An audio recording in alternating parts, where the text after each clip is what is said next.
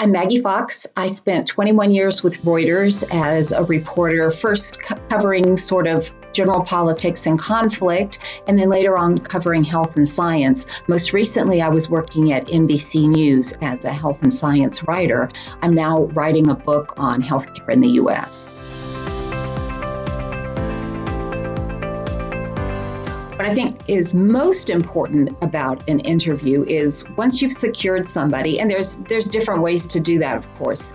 If it's a politician, you generally have to go through their press office and try to find them. If it's a person on the street, you just kind of walk up to somebody and start talking to them. Most important, though, is to know who it is you are talking to.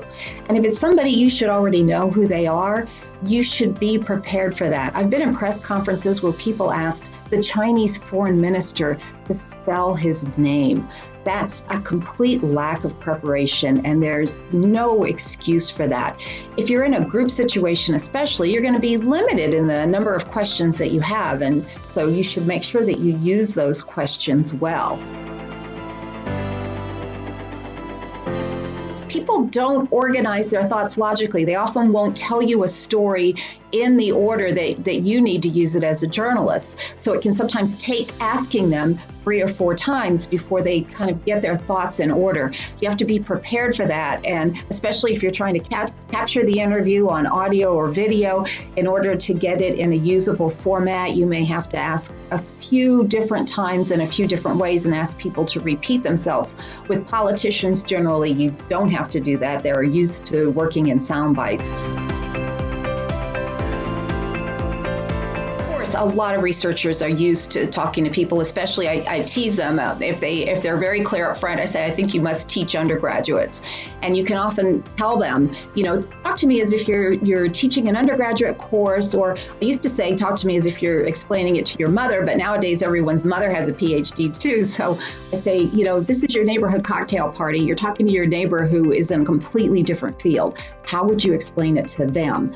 I also encourage them to use analogies. Scientists don't like using analogies because it's imprecise, but I find that's often the best way to get an answer that the general public could understand. Well, you have to have your thoughts in order. You have to listen. You have to actively listen. You have to be curious.